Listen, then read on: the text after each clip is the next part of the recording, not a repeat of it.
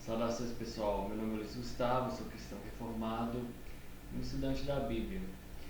E hoje vim falar para você sobre ansiedade, como lidar com ansiedade. Bom, a gente já viu ali no Sermão do Monte Jesus falando para que a gente deve como evitar a ansiedade, que a gente deve colocar o reino dos céus em primeiro lugar, certo? Então, sobre essa questão, tem um estudo muito interessante aqui em Ageu, capítulo 1 dos profetas menores, Ageu capítulo 1 ao versículo 15.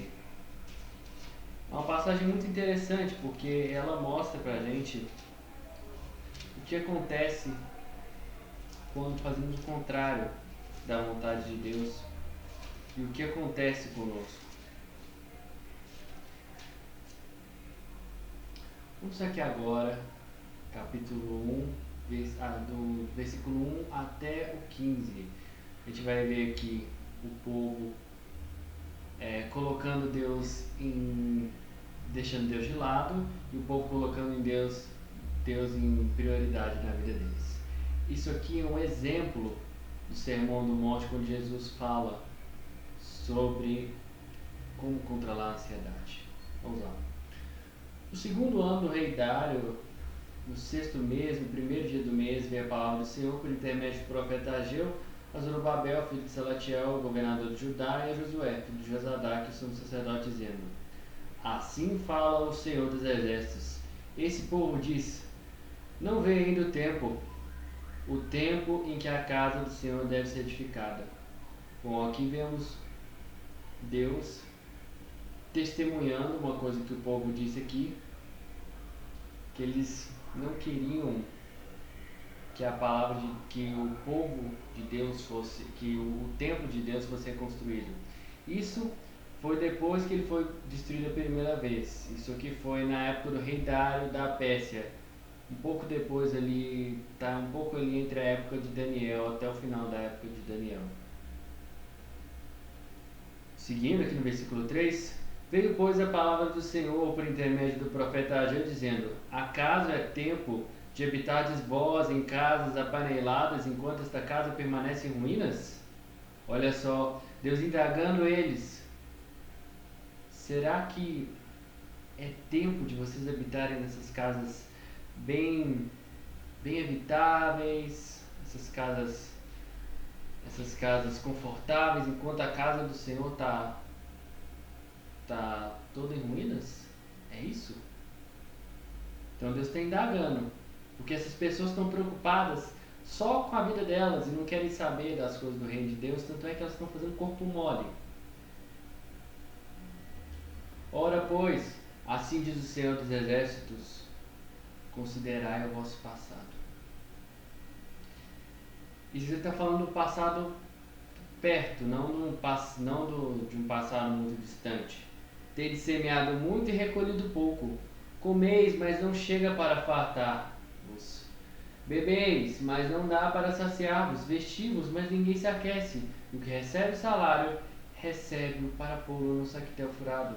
Ou seja, tudo que essas pessoas têm não satisfaz. O que a gente vê hoje nas pessoas, as pessoas não se satisfazem com as coisas. E aqui está ligado não simplesmente a questão de satisfação, mas em questão de necessidade. As pessoas estão tendo o básico da necessidade e não tem uma prosperidade. Eu digo uma prosperidade no sentido, eles estão sempre ali, nunca conseguem acumular nada.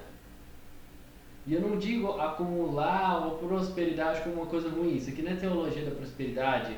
Eu digo no sentido que, bom, se você recebe um salário mínimo e gasta ele o tempo todo, como que você vai ter provisão para o futuro? Você precisa de guardar um pouco. Se você quer comprar uma casa, você precisa de guardar um pouco. Se você quer comprar um carro, você precisa de guardar.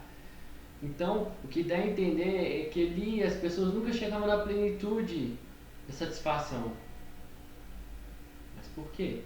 Deus já explicou ali o pecado deles, que eles estavam preocupados só com eles mesmos. Assim diz o Senhor dos Exércitos: considerai o vosso passado, falando isso novamente. Subi ao monte Trazei madeira e edificai a casa, dela me agradarei e serei glorificado, diz o Senhor. Aqui Deus está falando sobre o templo de novo, mas a gente pode entender em que sentido. O templo, nesse sentido, está se relacionado a algo que naquele tempo ali era algo que agradava ao Senhor, que era uma determinação do Senhor que aquele templo fosse reconstituído. Naquela época, aquele templo físico tinha sua importância. Era onde as pessoas vinham adorar, onde é que tinha o Santo dos Santos. Por um tempo a Arca da Aliança ficou lá. Então era um local que representava, de certa forma, a presença de Deus. Hoje as coisas são diferentes. Mas o que a gente entende é, aquilo ali era plano de Deus, aquilo era vontade de Deus. E as pessoas não estavam um pouco se lixando. E Deus fala para subir o monte, trazer madeira e edificar a casa do Senhor, o templo. Dela me agradarei e serei glorificado. Deus manda se esforçar por ele. Subir um monte, cortar madeira e descer com a madeira nas costas, será que é leve? Se fosse no plano, já era pesado, mas nem tanto. Agora imagina subir o morro e descer o morro com isso nas costas, levando em conta que não tinha carro, não tinha aquela tecnologia toda que a gente tem hoje. E mesmo com tecnologia ainda é pesado. Então Deus está mandando se esforçar pela vontade dele.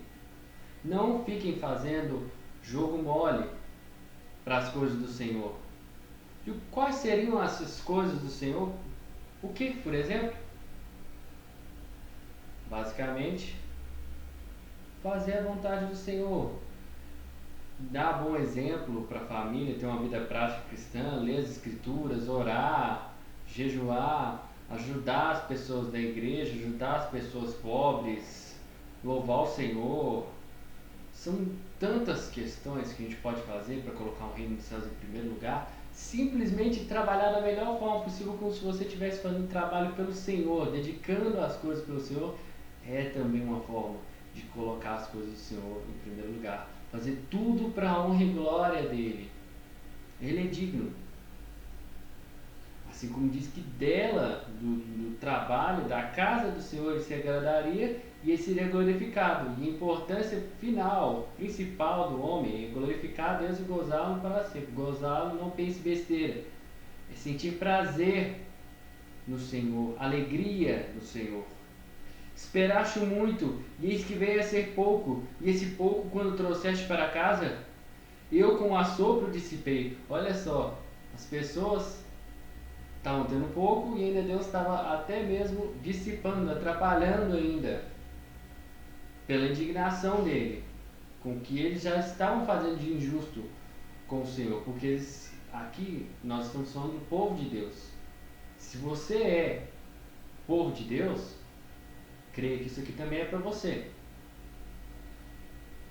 Porque, diz o Senhor dos Exércitos, por causa da minha casa, que permanece em ruínas, ao passo que cada um de vós corre por causa de sua própria casa. O mesmo que a gente já viu, só Deus está enfatizando. E quando fala mais uma vez é porque realmente está enfatizando, é como se estivesse em caps lock. Por isso, o céu sobre vós retém o seu orvalho e a terra os seus frutos. Não tem resultado na vida, as coisas não dão certo. Você tenta arranjar um emprego bacana, não consegue. Tenta vender seus produtos, não consegue. Procure um emprego novo, procura trabalhar bem, procura estudar bem, não consegue. Deus não abençoa. Deus não te dá as oportunidades, Deus não abre as portas.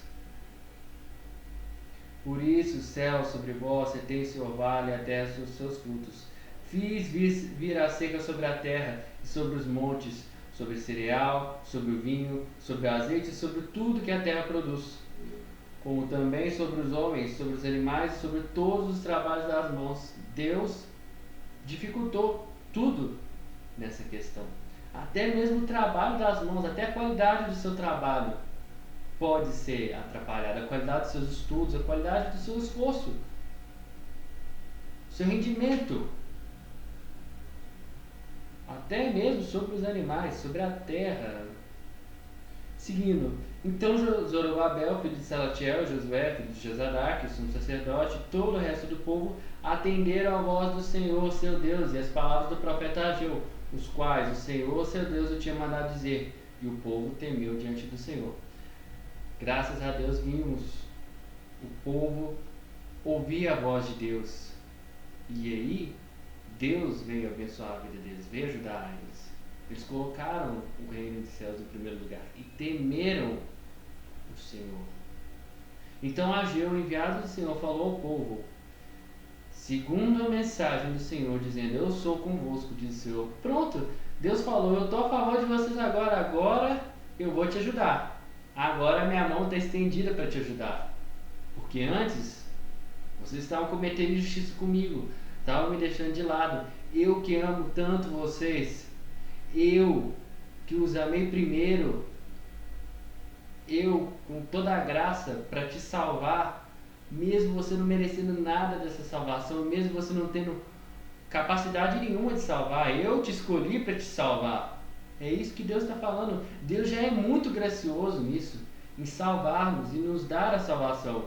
E o mais interessante disso é que, se colocarmos o Reino dos Céus em primeiro lugar, Deus nos abençoa. E isso eu não estou falando por conta de uma passagem, de um capítulo isolado na Bíblia, ou eu já tenho relação com essa passagem que eu falei do Sermão do Monte, mas a gente pode ver em grande parte do Antigo Testamento, quando o povo obedece ao Senhor, o Senhor abençoa. Quando o povo abandona Deus, Deus pesa a mão. Deus pesa a mão. Leiam Hebreus 12 para ver a correção de Deus. Ela não é leve, mas Deus faz isso porque ama. Finalizando, o Senhor despertou o espírito de Zorobabel, filho de Salatiel, governador de Judá, e o espírito de Josué, filho de Josadaque, sumo sacerdote, e o espírito do resto de todo o povo. Eles vieram e se puseram ao trabalho na casa do Senhor dos Exércitos, seu Deus, ao 24º dia do 6º mês. Deus simplesmente despertou, mesmo depois das pessoas terem se arrependido e temeram diante do Senhor, o Senhor ainda despertou, deu uma força a mais para que eles pudessem fazer. É que a gente está falando do governador lá da região, já que não tinha mais rei em Israel, em Jerusalém, porque eles já estavam completamente sob o domínio de outro império, e o sumo sacerdote, que era a pessoa que estava ali representando o povo diante de Deus. Deus tomou conta das lideranças da nação. Deus deu disposição para eles, para trabalharem. E aí você pode ver o resto do pequeno livro de Ageu, e você vai ver que logo em seguida vai falar sobre a reconstrução do templo. Então, o que eu tenho a dizer para vocês é: Deus, Ele já te deu a salvação. Se você está com um problema de ansiedade, eu entendo, porque eu já passei muito por isso e eu tenho controlado isso. Mas depois de estudos e tudo, e de muita oração, o Senhor tem me deixado tranquilo. E eu gostaria muito, irmão, que você mesmo tivesse isso também para você. Pense nisso. O vídeo é longo. Eu sei que quando a gente está ansioso, a gente não está com muita paciência. Mas eu te falo, irmão, ouça a palavra do Senhor. Se arrependa, obedeça a Ele. A ansiedade, muitas vezes, ela revela a nossa insegurança quanto ao futuro. A ansiedade, ela pode servir de maneira boa, mas aqui, o que eu estou falando em relação à ansiedade, a ansiedade ruim é quando as coisas passam do limite. Pode ser que a sua ansiedade seja alguma idolatria em relação a alguma coisa ou alguém ou de você mesmo. Confie no Senhor, que o Senhor tem controle sobre todas as coisas. Se você crê que você é salvo pelo Senhor, tenha certeza de uma coisa: Deus te ama e Ele cuida de você. Tenha paciência, porque realmente as coisas acontecem no tempo dele. No tempo dele. Deus é bom, Ele há de te ajudar. Faça a sua parte. Não existe nada de faça a parte eu te ajudarei, que esse versículo nem existe, tá? Mas faça a sua parte. Coloque o reino dos céus em primeiro lugar, que as demais coisas serão acrescentadas. Não duvide dessa palavra. Creia nela. Se você acredita, se isso que eu falei aqui parece algum tipo de manipulação, algum tipo de teologia da prosperidade, vá em frente, estuda a Bíblia inteira e testifique o que eu estou falando, se é certo ou errado. Eu não estou falando só nesse estudo aqui não, vários outros estudos. Sejam como os irmãos de Bereia, continuem estudando. Paulo esteve lá e mesmo assim eles buscaram nas escrituras. Eu também poderei fazer outro vídeo falando sobre algumas coisas que a gente pode fazer para diminuir a nossa ansiedade, que é muito importante. Então, fique com isso na sua mente. O Senhor te ama e o Senhor cuida de você. Tenha paciência, tenha tranquilidade e saiba de uma coisa. Se você colocar o reino dos céus em primeiro lugar, tirar de 159º lugar e passar para o primeiro lugar, o Senhor há de te abençoar. Eu não prometo nada de riquezas ou de coisas assim, mas que o Senhor pode te abençoar nas suas necessidades. Se você precisa de um emprego para cuidar da sua família, o Senhor não vai deixar de te abençoar, porque Ele sabe o que você precisa. Se o Senhor sabe, se você precisa de tal salário para cobrir os estudos dos seus filhos e várias questões importantes, Deus sabe o que é mais necessário e mais importante para você. Deus te conhece e Deus cuida de você. Fique com essa palavra, que Deus te abençoe.